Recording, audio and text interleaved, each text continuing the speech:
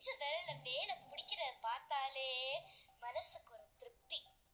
இப்படி இந்த முருகப்பெருமான் சிவபெருமானுடைய நெற்றிக்கண்ணில் இருந்து வெளிப்பட்ட ருத்ர பொறிகளாக 6 அழகான ஆண் குழந்தைகளா, குட்டி கொஞ்சம் அழகான ஆண் குழந்தைகளா கார்த்திகை பெண்ணோட கையில அழகா தவழ்றான். இப்பதான் வரா கௌரி பார்வதி தேவி. பார்த்தா அவளுக்கு ஒரே கன்ஃபியூஷன் வந்துட்டான்.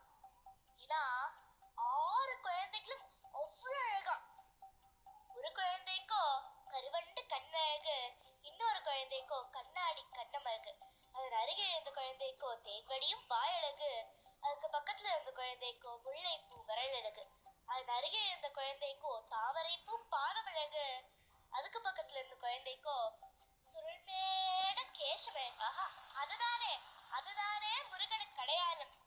இப்படி இந்த முருகன் அழகன் மட்டும் இல்ல, வள்ளலும் கூட.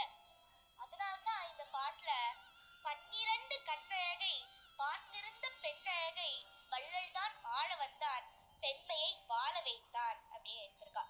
யானைக்கு ஒரு கை, நமக்கு 2 கை, இந்திரனுக்கு 4 கை, விநாயகருக்கு 5 கை, தத்தாத்திரியருக்கு 6 கை, பிரம்மனுக்கு 8 கை, சிவனுக்கு 10 கை, குன்றுதோற ஆடும் குமரனுக்கு 12 கை. 12 கைகள் இருக்கறனால சும்மா அள்ளி அள்ளி கொடுத்துக்கிட்டே இருப்பாராம்.